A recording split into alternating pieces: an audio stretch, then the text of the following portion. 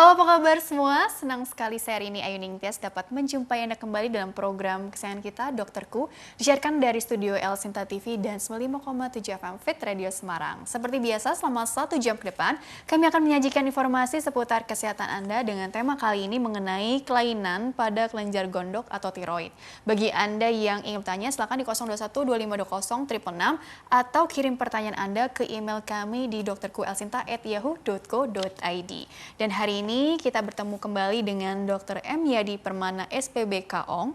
Beliau adalah dokter spesialis bedah konsultan onkologi dari Rumah Sakit Hermina Bekasi. Kita sapa dulu Dr. Yadi yang sudah hadir di samping saya tentunya. Assalamualaikum warahmatullahi wabarakatuh, dokter. Waalaikumsalam warahmatullahi wabarakatuh. Kabarnya pasti baik ya? Alhamdulillah baik. Alhamdulillah baik, alhamdulillah sehat. Hari ini mau bahas seputar kelainan pada kelenjar gondok atau tiroid. Dokter, ini atau kelainan tiroid gitu ya dok ya? Nah ini kan katanya nih gitu ya, kaum perempuan nih yang lebih banyak mengalami permasalahan, entah itu mungkin ada yang istilahnya ada yang hiper, ada yang hipotiroid gitu ya. Tapi sebenarnya tiroid ini sendiri apa dan fungsinya apa sih di tubuh manusia begitu dokter? Jadi kelenjar tiroid ini adalah salah satu kelenjar dari sistem endokrin di dalam tubuh kita yang berpengaruh ataupun berfungsi pada metabolisme tubuh. Jadi ini sangat penting dalam metabolisme sel-sel tubuh sehari-hari. Jadi dari hormon tiroid ini menghasilkan dari kelenjar tiroid ini menghasilkan beberapa hormon yang berperan penting dalam metabolisme tubuh. Tadi dikatakan bahwa yang terbanyak mengalami keluhan ini terkadang perempuan, karena pada perempuan secara natural tentu mengalami kondisi kehamilan. Di mana kehamilan itu metabolisme tubuh meningkat sehingga kebutuhan akan hormon-hormon tiroid itu meningkat.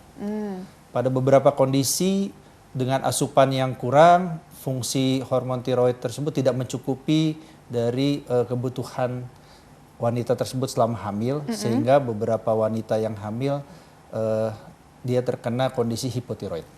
Jadi berkaitan dengan pengaturan metabolisme tubuh begitu ya dok ya. Tadi perempuan dikatakan lebih rentan mengalami masalah atau gangguan tiroid karena memang ada mengalami kehamilan gitu ya dok ya. Atau mungkin usia-usia produktif belum hamil juga kan sering dengar juga itu dokter. Artinya kan apakah hanya kondisi kehamilan saja yang jadi dalam tanda kutip faktor resiko di sini, atau mungkin ada usia juga selain jenis kelamin tentunya ya. Ada faktor mungkin penyakit lain juga yang ternyata berkaitan? Ya, baik, tentunya dalam hal ini diet juga dipentingkan kan. Dalam hal ini tentu kebutuhan ketika menghasilkan hormon tiroid dia tentu perlu asupan. Kalau misalnya asupan beberapa zat kemudian vitamin itu kurang dari wanita, terkadang wanita itu kan sering diet ya. Sering diet untuk mencapai berat badan ataupun bentuk tubuh ideal, sehingga mengorbankan kelengkapan zat-zat tertentu. Mengorbankan tuh ya? Atau tanpa disadari ya dok ya? Tanpa disadari. Jadi artinya mengorbankan zat-zat tertentu, maksudnya zat apa nih yang? Ya, terutama misalnya kita bicara yang penting pada metabolisme itu adalah kalsium, ya kan? Nah, kemudian tentu beberapa protein yang penting dalam pembentukan hormon tiroid. Jadi mungkin dietnya itu harus lebih terstruktur dan berkonsultasi dengan dokter spesialis gizi.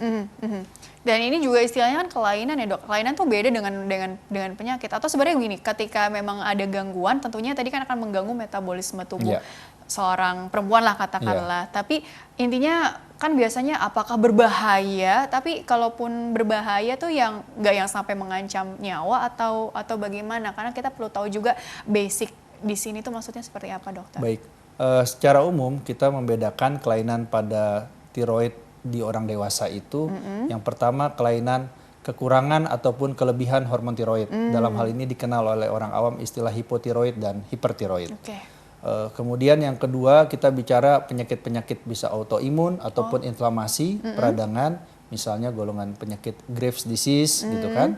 Kemudian yang ketiga yang paling kita hindari atau takuti biasanya sehubungan dengan penyakit tumor di tiroid. Keganasan begitu? Betul, tumor itu kita bicara tumor jinak ataupun tumor ganas, kanker dalam hal ini.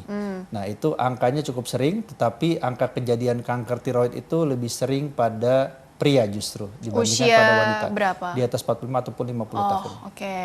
Jadi tadi ada faktor usia, penyakit lain yang tadi atau autoimun tadi, terus kemudian juga ya macam-macam gitu. Tapi kalau untuk dari segi aktivitas atau apa nggak terlalu Tidak, ya berpengaruh tentunya ya, Dok, kan kalau aktivitas yang berlebihan pada usia produktif biasanya tanpa asupan yang cukup seperti tadi saya sampaikan, itu bisa menyebabkan kondisi hipotiroid. secara nggak langsung gitu, Betul. secara tidak langsung Iya. gitu. Tadi lebih ke diet juga gitu ya, Dok ya. Iya. Atau mungkin kan kita sering dengar yang iodium Iya. ini gitu ya. Jadi Tentu- posisinya di mana di sini, Ya, Dok? ke posisi iodium itu biasanya kita bicara di defisiensi iodium. Defisiensi. Defisiensi iodium, di mana iodium ini sangat diperlukan untuk pembentukan hormon tiroid itu tadi. Nah, tentunya akibat dari defisiensi hormon hormon tiroid dan karena iodium tersebut, maka menyebabkan kelenjar tiroidnya berproduksi lebih untuk menghasilkan hormon tiroid karena defisiensi iodium tadi yang menyebabkan pembesaran kelenjar gondok. Itu yang dikenal oleh orang pembesaran kelenjar gondok. Gondok ya, pembesaran Iya. kelenjar gondok Karena ya. karena kelenjar tiroid sendiri bahasa umumnya adalah kelenjar gondok. Berarti posisi atau letak di kelenjar tiroidnya ini sendiri di area sekitar. Iya, Kadang kan di- kalau gondok kan leher nih gitu ya, Dok ya. Di tengah. Di sini Ya, ya. di leher. Jadi di leher ini. Jadi kelenjar gondok atau kelenjar tiroid ini secara umum kita bisa membayangkan seperti kupu-kupu. Kupu-kupu. Kupu-kupu. Jadi dengan sayap di leher kanan dengan leher kiri dan yang di tengah itu seperti badan dari kupu-kupu. Tentunya pembesaran kelenjar gondok atau pembesaran kelenjar tiroid ini bisa seperti saya sampaikan sebelumnya. Karena penyebab kekurangan hormon, dalam hal ini kekurangan zat zat iodium tadi. Kemudian juga bisa karena proses inflamasi atau autoimun di mana pembesarannya bersifat menyeluruh, membesar ketiga segmen ataupun bagian dari tiroid tersebut. Kemudian kalau misalnya karena tumor, biasanya bisa salah satu sisi ataupun bahkan kedua sisi dan ketiga sisi dari hormon atau kelenjar gondok tadi. Jadi maksudnya itu keluhannya lebih spesifik nampak begitu, Dok. Artinya tadi kan apa pembengkakan, Iya. terus kalau diraba terasa apa mungkin nyeri atau apa Iya. gitu. Bentuknya juga bagaimana, lokasinya bisa beda-beda tergantung dari tadi ini kurang atau mungkin lebih gitu ya, atau mungkin ada kondisi lain yang ada tumor tadi. Jadi bagaimana itu, Dokter? Secara umum kalau kita bicara defisiensi dari garam beriodium misalnya, saat ini kan di Indonesia ini seluruh garam harus mengandung iodium. Tetapi secara umum kalau dari dahulu biasanya kita akan ada menanyakan pasien tersebut tinggal di daerah mana. Tinggal di daerah pegunungan tentunya biasanya asupan iodiumnya kurang dibandingkan dengan warga ataupun masyarakat yang tinggal di daerah pesisir. Nah, namun kalau kita bicara pembesaran tadi, itu yang biasanya terlihat terlebih dahulu oleh pasien ataupun oleh masyarakat ketika melihat di depan kaca kok ada pembesaran di leher. Nah, untuk membedakan apakah pembesaran ini kelenjar gondok ataupun kelenjar yang lain, biasanya kelenjar getah bening bisa di daerah leher. Bisa juga Itu harus dibedakan. Yang paling sederhana adalah ketika kita menelan, kita perhatikan apakah benjolan tersebut ikut bergerak ke atas tidak saat menelan. Oke. Karena kalau ikut bergerak ke atas saat menelan, itu biasanya berasal dari pembesaran kelenjar gondok. Jadi Itu cara yang paling mudah. Oke, tapi kalau yang tadi nyeri, berarti nyerinya juga nyeri saat menelan, Iya. atau mungkin saat berbicara, atau mungkin tidur pun, istirahat pun juga akan terasa keluhan. Atau tergantung dari yang tadi ini hiper atau hipo, atau mungkin yang tadi memang ada tumbuh massa di sini Iya. gitu ya. Jadi itu akan berbeda-beda juga begitu ya, Dok ya. Betul, Mbak. Jadi dalam hal ini kalau bicara nyeri, biasanya nyeri itu berhubungan dengan proses infeksi ataupun inflamasi yang akut. Nah, itu biasanya ada keluhan nyeri. Sering sekali pada pembesaran kelenjar gondok ini tidak disertai dengan rasa nyeri. Oh, Nah, itu yang terkadang diacuhkan oleh pasien ataupun masyarakat karena tidak terlalu mengganggu selain keluhan kosmetik. oh iya. Gejala-gejala hipotiroid atau hipertiroid tidak selalu harus muncul pada pasien-pasien tersebut mengingat penyebab yang telah saya sampaikan sebelumnya. Dan apabila hipotiroid ataupun hipertiroidnya itu tidak terlalu tinggi kadarnya, kadar penurunan ataupun kadar penambahannya, maka tentunya gejala-gejala hipertiroid maupun gejala-gejala hipotiroid yang nanti akan saya jelaskan kemudian itu tidak terlalu mengganggu buat pasiennya. Tapi kalau kita kenapa sih perlu memahami bahwa ini harus seimbang gitu ya dok? Artinya jangan over, jangan under juga gitu ya. Apakah memang intinya akan mengganggu, tadi kalau sekalinya metabolismenya ini jadi terganggu, otomatis apa kalau perempuan mengganggu kesuburannya? Atau kalau pria mengganggu apanya gitu dok? Jadi kita mesti tahu kepentingannya ini di mana nih gitu. Karena orang kalau nggak dikasih tahu kan apa ya, nggak paham gitu loh dok. Baik, tentunya kan metabolisme dalam tubuh ini, hormon tiroid ini berperanan pada metabolisme tubuh secara keseluruhan. Secara keseluruhan. Sehingga mengganggu dari fungsi-fungsi ataupun hal-hal yang lain yang berhubungan dengan metabolisme tubuh. Termasuk di dalamnya masalah kesuburan ini tadi gitu loh. Tetapi tentunya tidak berhubungan langsung, ya kan? Kadar tertentu dan tentu perlu pemeriksaan lebih lanjut mengenai apakah misalnya kondisi ketidaksuburannya disebabkan karena ketidakseimbangan atau kurangnya hormon tiroid tadi. Karena tentunya kalau kita bicara kesuburan ini banyak faktor yang berpengaruh. Namun kalau kita berbicara mengenai masalah kelebihan atau kekurangan, kelebihan yang ekstrim itu menyebabkan itu metabolisme tubuh yang meningkat. Sehingga yang paling mengganggu adalah keringat yang berlebihan, kemudian jantung berdebar-debar, ya kan? Bahkan kalau yang paling ekstrim, kalau bola mata terlihat seperti menonjol keluar, ya kan? Sehingga aktivitas apapun itu sangat mengganggu. Dan berat badan tidak bertambah, tidak bertambah-tambah, bahkan cenderung berkurang walaupun makannya banyak. Nafsu makannya juga biasa ya sebetulnya? Meningkat justru, bisa meningkat karena kan kebutuhan banyak. Tetapi karena metabolisme tubuh yang berlebihan sehingga tidak diakumulasikan dalam bentuk misalnya menjadi massa otot dan lain sebagainya. Tapi berat badannya ya segitu-segitu aja atau malah kurang cenderung gitu ya. Itu yang harus kita waspadai. Oke, dokter kita jeda dulu sebentar ya. Nanti lebih detailnya lagi gejala atau ciri-cirinya mungkin akan dijelaskan dokter di segmen selanjutnya berdasarkan slide juga kali ya dok. Ya. Baiklah pemirsa, jangan kemana-mana, tetaplah bersama kami. Kami akan kembali sesaat lagi.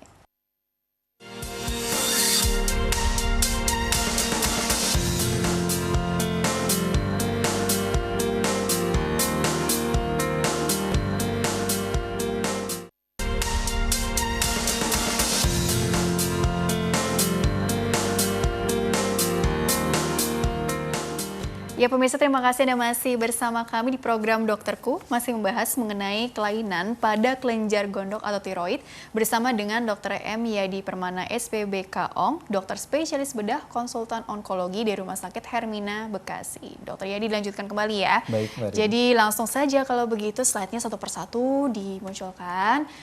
Nah, ini kan sebenarnya tadi untuk penekanan aja nih, barangkali ada yang belum mengikuti di segmen awal. Apa sih itu tiroid? Kelenjar di leher yang berbentuk kupu-kupu menghasilkan hormon tiroid T3, T4 mengatur metabolisme dan feedback mechanism. Jadi apa yang mau dokter kembangkan di sini dok untuk penekanan lagi sih untuk slide pertama? Jadi bahwa kelenjar gondok ini atau kelenjar tiroid ini terletak di leher, kemudian tadi berbentuk seperti kupu-kupu dan berperan penting dalam menghasilkan hormon tiroid T3 dan T4 yang mengatur metabolisme, dan ini mengatur metabolisme secara keseluruhan. Jadi pada beberapa titik mengatur feedback mechanism, baik dengan beberapa kelenjar di daerah otak misalnya, kemudian atau di daerah yang lain berhubungan dengan kelenjar tiroid ini. Nah lokasi di situlah ya. Jadi nanti kalaupun ada keluhan pasti areanya di lokal situ aja biasanya dok? Kalau keluhannya yang bersifat lokal, tetapi kalau nanti akan saya jelaskan, kalau keluhannya karena berpengaruh terhadap fungsi, tentu dirasakan oleh tubuh secara keseluruhan. Next. Kalau berpengaruh ke fungsi ya pasti akan secara keseluruhan ya dok ya. Kelainan pada tiroid tadi ada kelainan hormon, pembesaran kelenjar dan infeksi. Oh infeksi ini ya. Jadi maksudnya apa nih dari poin-poin ini dokter yang bisa dijelaskan? Jadi kalau tadi kelainan hormon tentu kita bicara tadi yang lebih hipertiroid, kemudian hipotiroid, yang gejalanya nanti akan saya jelaskan pada slide berikutnya. Kemudian yang perlu diperhatikan bahwa, nah di sini seperti ini. Biasanya kalau misalnya gejala kelainan tiroid tersebut, yang paling kita sadari adalah ada benjolan terlebih dahulu. Kalau benjolannya cukup besar ya, biasanya bisa disadari. Namun kan pada wanita, ya apalagi yang memakai jilbab biasanya kurang diperhatikan. Nah, kalau misalnya seperti Mbak Rini gitu, tentunya akan terlihat kalau misalnya ada benjolan sedikit. Karena belum pakai gitu ya. Nah, namun perlu dilihat apakah hanya keluhannya bersifat benjolan saja. Tentu harus diperhatikan nanti gejala gangguan hormonnya baik hiper maupun hipotiroid. Nah, yang harus paling penting diperhatikan apakah apakah benjolan tersebut berhubungan dengan adanya gangguan menelan misalnya, kemudian adanya perubahan suara, suara menjadi serak, serta mengganggu proses nafas, terkadang sesak napas. Walaupun benjolannya tidak terlalu besar ke arah luar. Oke, gitu ya. Gangguan menelan, suara serak, sesak nafas. Tapi memang ini perlu dievaluasi lebih lanjut lagi ya dok ya. Kan segala kemungkinan juga bisa juga kan. Betul. Coba next slide. Ini gambar, pendengar radio tidak bisa melihat gambar dok dari Fit Radio Semarang. Jadi ini kira-kira ada gambar apa di sini dok? Jadi ini soal gambar, nah di gambar yang sebelah kiri itu yang pertama tentu pembesaran tiroid secara keseluruhan, difusa istilah kita. Jadi betul-betul melingkupi seluruh leher bagian depan, baik kiri maupun kanan, ya kan? Dan serta tengah. Ini biasanya datang dengan ukuran relatif lebih besar dan ini berlangsung cukup lama biasanya. Cukup lama, bisa sampai 5-10 tahun gitu loh. Pasien ini tanpa ada keluhan yang lain selain benjolan. Yang perlu diperhatikan adalah ini biasanya kelainan tumor jinak ataupun misalnya kekurangan hormon tiroid tadi. Karena hipotiroid bisa seperti ini. Jadi produksinya berlebihan. Jadi penyakit gondok biasanya dikenal oleh masyarakat awam. Namun yang perlu lebih waspada lagi adalah apabila pembesarannya hanya setempat, baik di kiri, kanan maupun tengah. Itu kita bilang ada nodul, ada benjolan khusus di situ, di mana pembesaran tiroid nodosa. Kemudian apabila penyebabnya proses inflamasi atau autoimun, biasanya kita bilang tiroiditis. Nah itu dapat juga berhubungan dengan hiper ataupun hipotiroid bisa. Kemerahan. Jadi tergantung dari penyebabnya, yang tentu perlu diperiksa lebih lanjut. Baik itu melalui pemeriksaan darah, hormon T3, T4, dan TSH biasanya, thyroid stimulating hormone, ataupun dengan USG, ultrasonografi. USG untuk, atau cek hormon dari darah tadi. Untuk melihat gambaran dari pembesaran ataupun nodul di kelenjar tiroid tersebut. Terus juga, mohon maaf nih dok, ini jadi seperti kecil lama-lama besar, menetap, cenderung menetap, atau sekarang normal, terus nanti sewaktu-waktu bisa agak besar. Jadi bagaimana sih kalau untuk keluhannya itu sendiri gitu? Ya, keluhannya biasanya yang dikeluhkan seringnya datang dengan benjolan. Benjolan di leher. Nah tadi untuk melihatnya adalah apakah benjolan tersebut ikut bergerak saat menelan atau tidak. Untuk memastikan kira-kira ini berasal dari kelenjar gondok atau kelenjar tiroid dan membedakan dengan kelenjar getah bening misalnya. Kemudian yang perlu diperhatikan biasanya kita lihat apakah progres ataupun kecepatan pertumbuhan dari benjolan ini. Apabila kurang dari 1 tahun kemudian benjolannya bertambah sampai 2 kali lipat, itu perlu diwaspadai. Kemungkinan terjadinya kanker dari kelenjar gondok. Namun bisa saja itu bisa berupa kista dari tiroid ataupun kelenjar gondok. Maksudnya kista adalah ada cairan, penumpukan cairan di situ. Dan harus diperhatikan apakah penumpukan cairan tersebut disertai dengan bagian yang padat atau tidak. Kalau cairan saja biasanya itu terkadang oleh dokter dilakukan tindakan aspirasi. Jadi disedot cairannya kemudian diperiksakan komponennya. Namun yang perlu diperhatikan bahwa biasanya komponen sel-sel kankernya itu beradanya bukan di bagian yang cair, tetapi di bagian yang padat, apakah itu di kapsul ataupun di dindingnya. Dan itu bisa dievaluasi dengan USG. Dengan USG bakal tahu lebih jelas lagi ya. Coba slide selanjutnya lagi tentang apa? Ya sekarang mengenali gejala hipertiroid nih gitu kan. Metabolismenya naik, tangan tremor, jantung berdebar, keringat berlebih, mata menonjol. Ini jadi banyak yang menyangka, oh jangan-jangan jantung nih atau apa gitu ya dok ya. Jadi nanti dalam perjalanannya memang bisa menyebabkan penyakit jantung kalau misalnya ini tidak ditangani dengan baik, ya kan? Jantung apa dok? Penyakit jantung? Jadi maksudnya tentunya nanti kan jantungnya itu akan tumbuh besar ya, karena kan fungsinya karena dirangsang oleh hormon tiroid yang berlebihan ini, dia memompa lebih cepat, tidak seharusnya gitu. Karena metabolisme tubuh juga lebih naik tadi. Ada tremor segala dan mata menonjol gitu ya. Ini ada ciri-ciri yang sebenarnya bisa juga sih dicari di internet dengan sumber yang akurat tentunya. Ingin mengetahui ini ciri-ciri dari hipertiroid seperti apa sih gitu ya. Sebelum nanti dikonsultasikan ke dokter. Betul, baiklah. Coba slide selanjutnya ini.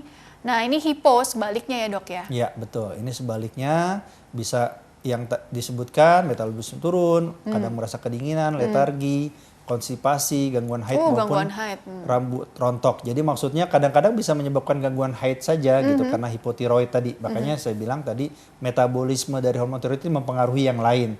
Tapi sekali lagi Tidak mesti setiap kali gangguan haid pasti tiroidnya bermasalah, namun bisa. Sehingga memang perlu dievaluasi. Antara hiper dan hipo mana yang lebih bahaya sih dok? Nggak begitu ya pertanyaannya. Ya. Jadi Kan sering ditanyain kalau juga. bicara lebih bahaya tentunya semua mempunyai bahaya masing-masing. Artinya apa? Artinya setiap kali kelainan hipo ataupun hipertiroid ini harus segera ditangani dengan baik. Karena sebetulnya penanganan hipo atau hipertiroid ini cukup dengan konservatif, jadi tidak ada tindakan pembedahan, namun dengan obat-obatan. Baik obat-obatannya yang fungsinya untuk meningkatkan hormon tiroidnya ataupun menurunkan hormon tiroidnya itu sendiri. Obatnya diminum setiap hari apa? Diminum setiap hari. Seumur hidup?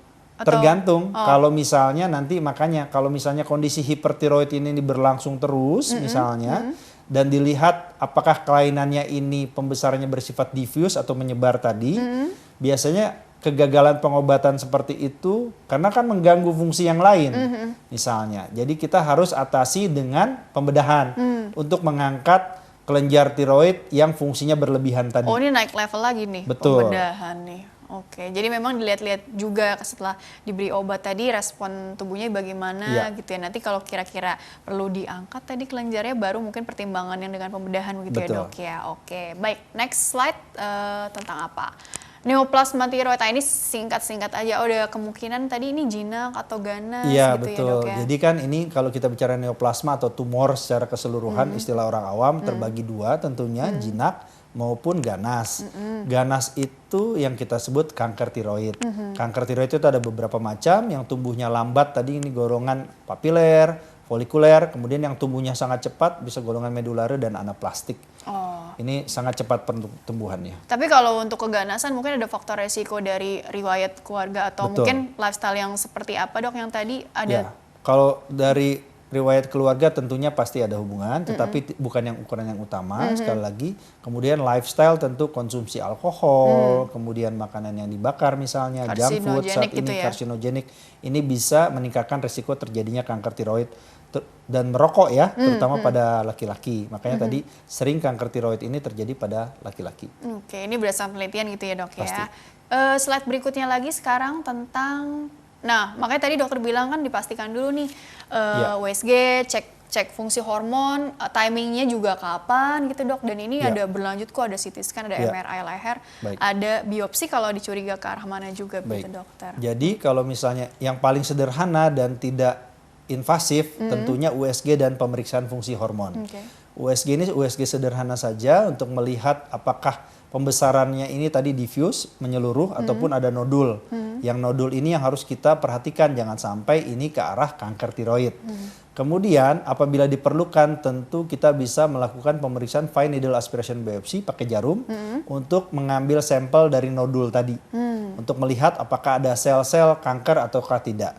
Kemudian perlunya CT scan leher maupun MRI leher apabila dirasakan perlu pada nodul-nodul misalnya atau yang besar, cukup besar, kita ingin melihat nih kira-kira ada penekanan jalan nafas atau tidak. Kemudian kalau MRI mau lebih sophisticated, biasanya kita mau melihat apakah ini setelah mengenai struktur jaringan lunak sekitarnya atau tidak. Terkadang CT scan dan MRI ini tidak diperlukan apabila dari USG sudah cukup jelas. Oke, kalau sudah cukup jelas dengan USG ya ngapain lagi gitu dengan yang lain yang lebih ini lagi gitu ya. Oke, coba slide berikutnya lagi, masih ada nggak? Oh, ini sih lebih ke pengobatannya gitu ya. Tadi konservatif aja, dilihat dulu evaluasi USG berkala tentunya ya, obat-obatan gimana nanti perkembangannya dimonitoring terus gitu ya. Operatif nih kalau yang memang sudah seperti apa dok sehingga harus ke bedah gitu. Baik, jadi kan kalau operatif ini kalau kecurigaannya ke arah kanker itu pasti operatif. Karena terapi utama untuk kanker tiroid adalah operasi, pengangkatan kelenjar tiroid. Apakah pengangkatannya bersifat sebagian ataukah pengangkatannya bersifat semua? Itu tergantung dari besarnya nodul kelenjar tiroid yang ada dan letaknya. Letak dan size-nya gitu. Betul, ya, dan size-nya, ukurannya. Jadi nanti ada sistem scoring tertentu yang menyebabkan kita mengambil keputusan, oke, ini cukup diambil sebagian dan kita evaluasi. Atau mungkin karena sudah mengenai beberapa sisi, itu oke, kita harus angkat semua kelenjar tiroidnya. Kenapa pertimbangan ini penting? Karena kalau misalnya kelenjar gondoknya kita angkat semua pada kanker tiroid, maka pasiennya tentu harus meminum obat pengganti hormon tiroid seumur hidup. Oke, jadi nggak apa-apa diangkat, tapi ada obat yang harus Ya, dikonsumsi seumur hidup. Dan itu tidak menyebabkan efek samping yang terlalu berbahaya buat pasien. Justru harus dikonsumsi, karena kalau tidak dikonsumsi nanti kondisinya jatuh kepada hipotiroid.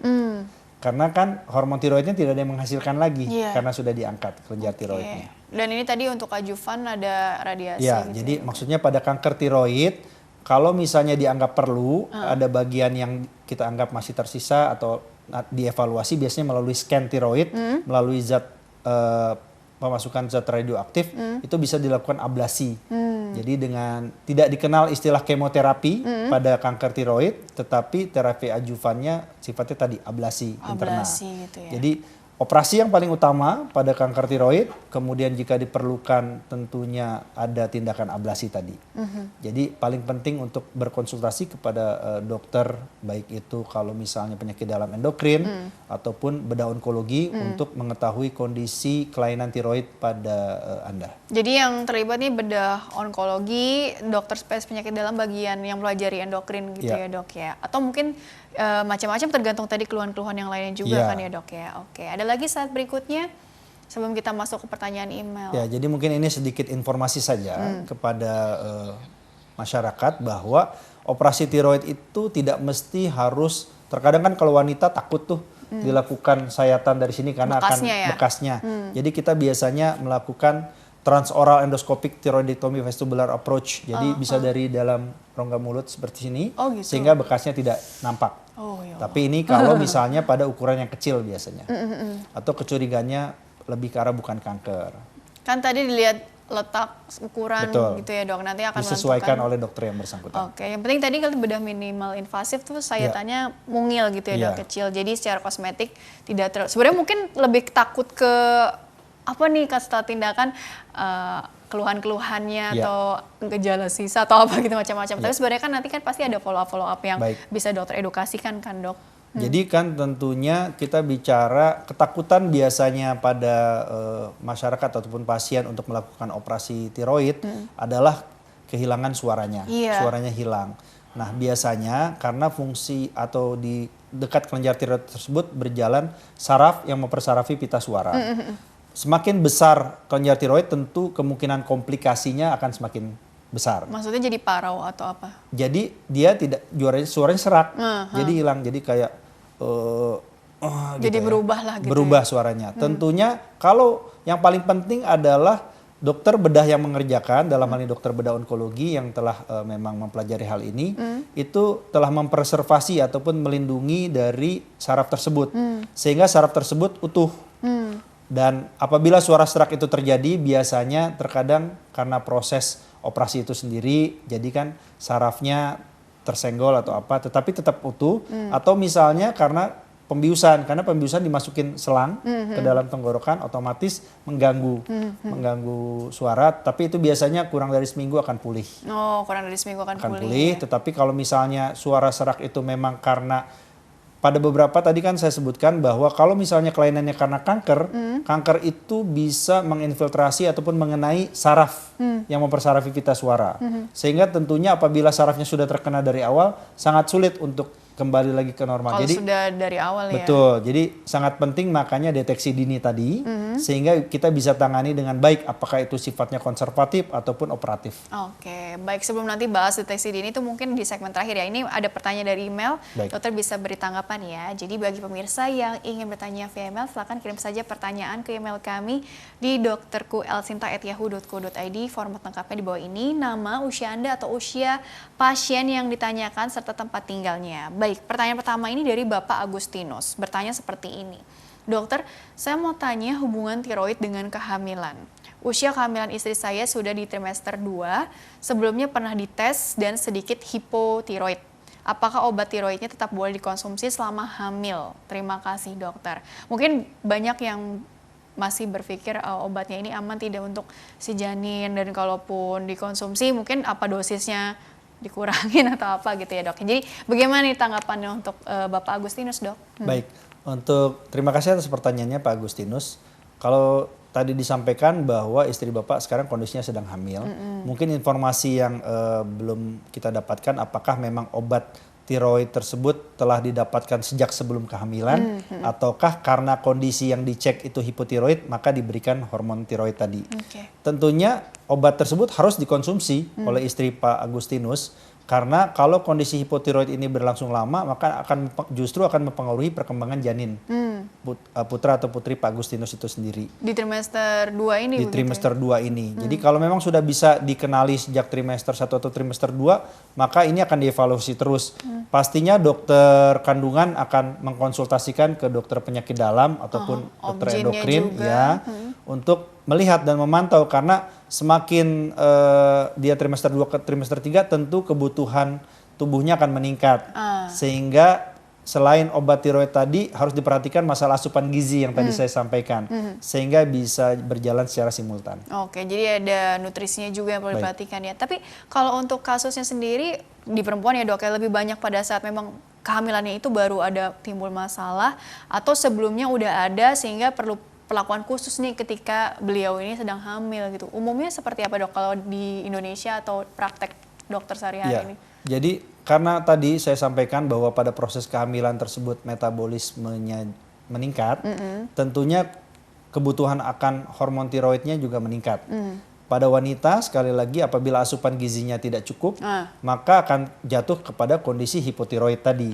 Makanya sangat penting mungkin hipotiroid ringan sudah ada pada pasien sebelum hamil ataupun sebelum menikah. Namun akan lebih nyata pada saat kehamilan.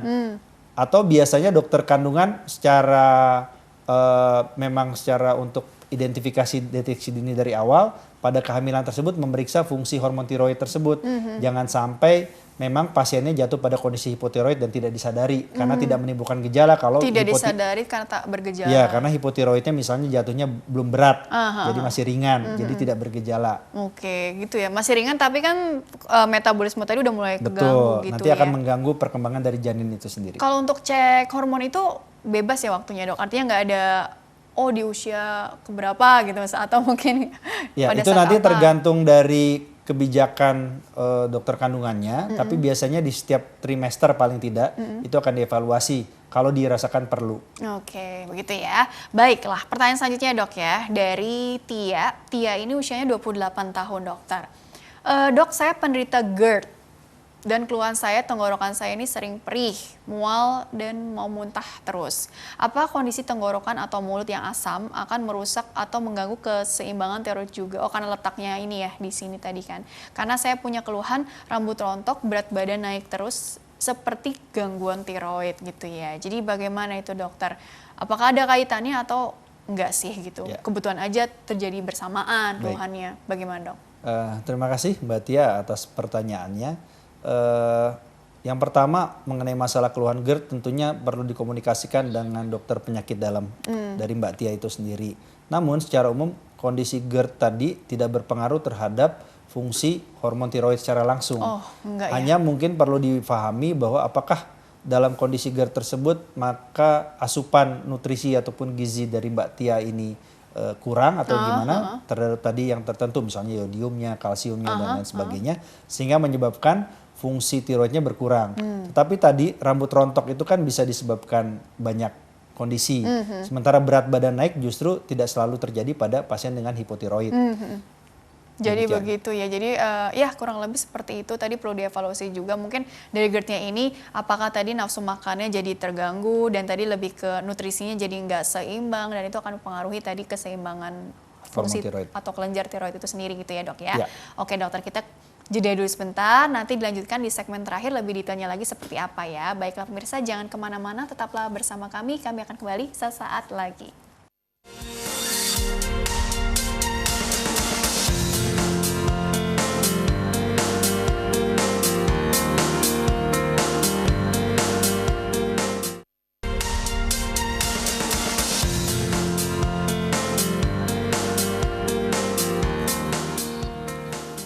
Ya pemirsa, terima kasih Anda masih bersama kami di program Dokterku. Masih bersama dengan Dr. M. Yadi Permana SPBK ONG. Beliau adalah dokter spesialis bedah konsultan onkologi di Rumah Sakit Hermina Bekasi untuk membahas mengenai kelainan pada kelenjar gondok atau tiroid. Dan Dr. Yadi dilanjutkan kembali di segmen terakhir sebelum ke closing statement. Jadi begini ya dok ya, ini kita bahas either orangnya ini ada masalah atau mungkin hiper kayak atau hipo gitu ya, atau mungkin apapun lah itu yang mengganggu keseimbangan tiroidnya, dengan yang belum tapi waspada juga begitu ya dok ya. Apakah memang kata kuncinya itu lebih ke mengatur atau mengelola tadi pola makan kita gitu ya dok ya, untuk bisa dibilang bukan mencegah sih, tapi paling nggak mengatur keseimbangannya itu. Apakah lebih ke situ arahnya atau memang ada tambahan lain sih dok? Kira-kira apa yang bisa dokter jelaskan di sini dok? Baik, kalau untuk mengenai masalah keseimbangan tadi, yang paling penting tentu menjaga asupan nutrisi ya. Dalam hal ini yang slogan yang dari dulu 4 sehat 5 sempurna itu ya tentunya harus dikerjakan secara baik. Tentu asupan protein kita bisa banyak dapat dari ikan, ya kan, yang terproduksi dari laut. Dimana kalau dari laut itu tentu komponen zat seperti zinc, kemudian magnesium, kalsiumnya juga cukup tinggi. Susu, telur, ya kan, susu, telur tentu juga harus diperhatikan. Dan sayur-sayuran jangan lupa, sayur-sayuran hijau seperti bayam, kangkung, gitu kan, itu juga asupan nutrisi yang cukup baik buat kita. Kemudian ya kita bicara perilaku hidup sehat, termasuk dalam aktivitas juga harus kita jaga. Pola olahraga rutin 30 menit selama 3 kali seminggu minimal, supaya memang menjaga daya tahan dari tubuh.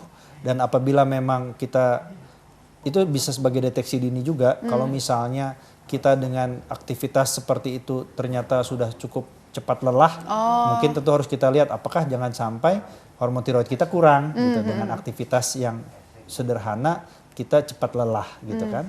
Tentunya nanti dipelajari apakah ini juga ada hubungan dengan sakit jantung atau hal yang lain. Tetapi secara umum kita lihat dari sisi usia. Kalau misalnya usianya masih usia produktif, kira-kira jantungnya masih bagus, perlu kita waspadai kemungkinan timbulnya keluhan karena hipotiroid ini itu sendiri. Oke, jadi kalau untuk pola makan sebenarnya umum ya, yang protein, Betul. terus yang mengandung tadi zinc, magnesium, kalsium. Betul. Tadi ya. Jadi dari apa tuh susu, telur tadi ya. ya, terus ayam, ikan ya, intinya yang seperti itu ya dok. Baik. Ya, menu gizi seimbang lah ya, pola gizi seimbang kurang lebih seperti itu, dan aktivitas fisiknya juga atau pola istirahat barangkali.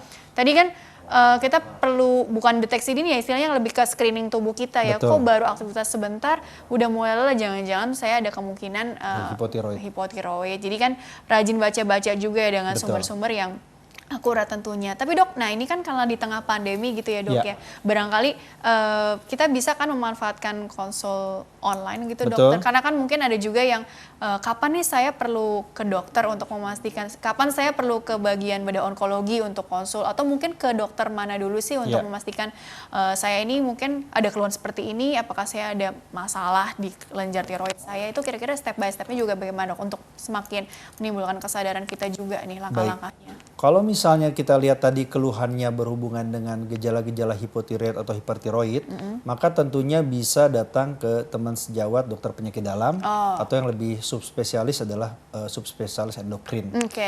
Tetapi apabila sudah berbentuk ada benjolan di leher, yang kita konfirmasi tadi yang paling mudah ketika menelan itu ikut bergerak ke atas, tentu sangat penting untuk segera datang konsultasi ke dokter bedah onkologi. Tidak semua benjolan itu misalnya harus langsung segera diangkat, tetapi nanti oleh dokter bedah onkologi yang bersangkutan akan dievaluasi penyebab dari benjolan tersebut. Apabila penyebabnya bisa coba diatasi dulu secara konservatif dengan pemberian obat-obatan, tentu akan dilakukan konservatif terlebih dahulu. Namun apabila ini misalnya ke arah tumor ataupun ke arah kanker, tentunya harus segera dilakukan tindakan supaya jangan sampai terlambat tadi yang saya sampaikan. Tentu sekali lagi banyak tools yang diperlukan ataupun dilakukan kepada pasien untuk memastikan pembesaran kelenjar gondok tersebut seperti yang tadi sudah saya sampaikan. Mungkin lebih bisa ditekankan tidak sih dok, apalagi di era yang seperti sekarang ini kita mudah mengakses informasi, jangan-jangan aku punya faktor resiko yang cukup tinggi sehingga tadi penting untuk melakukan deteksi dini ya kalau yang untuk keganasan gitu ya. Itu barangkali tadi lebih ditekankan ke usia berapa, jenis kelamin apa barangkali dokter? Kalau misalnya karena kanker kan tadi saya sampaikan memang pada jenis kelamin pria, biasanya di atas umur 50 tahun ya kan. Kemudian kalau pada usia muda memang sangat jarang ya untuk terjadi, tapi bukan tidak mungkin. Sekali lagi pola hidup yang bergeser saat ini pada masyarakat kita menyebabkan angka kejadian kanker juga cenderung meningkat. Betul. Sehingga perlu diwaspadai apabila kita merasa bahwa selama ini pola hidup kita kurang sehat ataupun tidak sehat. Tentunya kalau untuk mengenai konsultasi sekarang ini banyak setiap rumah sakit ataupun fasilitas kesehatan menyediakan fasilitas konsultasi buat masyarakat apabila di era pandemi seperti ini memang belum memungkinkan untuk datang ke fasilitas kesehatan tersebut secara langsung. Dan kalaupun harus datang ke rumah sakit, jangan tahu kan sekarang kan ada protokol kesehatan yang bisa diikuti dengan baik ya, standarnya gitu. Jadi jangan sampai menunda pengobatan juga hanya karena takut ke rumah sakit, katakanlah seperti itu. Karena di tengah pandemi COVID ini begitu ya dok ya. Oke dokter, karena waktunya juga terbatas, jadi closing statementnya singkat saja mengenai tema hari ini kepada kita semua mengenai kelainan pada kelenjar gondok atau tiroid ya. Silakan dokter. Baik, kelainan pada kelenjar gondok ini bisa berupa benjolan yang paling sering ataupun tidak benjolan. Untuk tidak benjolan ini perlu diperhatikan apakah ini berhubungan dengan tadi gejala hipotiroid maupun hipertiroid. Namun apabila ada benjolan perlu diperhatikan apakah ini ke arah kanker bisa ataupun tidak. Ke arah kanker misalnya tadi adanya suara serak, gangguan dalam menelan, ataupun kesulitan dalam bernafas kalau yang lebih parah. Sehingga tentunya hal ini perlu diwaspadai oleh masyarakat sekalian, jangan sampai nanti terlambat untuk mendatangi pertolongan kesehatan. Seperti yang saya sampaikan tadi, apabila keluhannya berhubungan dengan masalah fungsi, hipotiroid ataupun hipertiroid bisa mendatangi ataupun konsultasi ke dokter penyakit dalam hal ini subspesialis endokrin kalau ada. Kemudian apabila keluhannya berupa benjolan di leher tiroid yang ikut bergerak ke atas saat menelan, bisa berkonsultasi dengan dokter bedah tumor ataupun bedah onkologi terdekat. Oke, jadi penyakit dalam yang kekhususan yang bagian endokrin, kalau memang sudah ada tadi, seperti benjolan atau apa, bisa ke bedah onkologi gitu. Betul, ya dok ya. Oke, baik dokter, terima kasih telah berbagi ilmunya di sini. Insya Allah membawa banyak manfaat untuk orang banyak, sukses, berkah untuk dokter Yadi ya. Amin ya Allah. Dan pemirsa, terima kasih juga Anda telah mengikuti program ini. Saya Rini Ayu Ningtyas beserta seluruh kru tugas mohon undur diri dari hadapan Anda. Sekian dan sampai jumpa.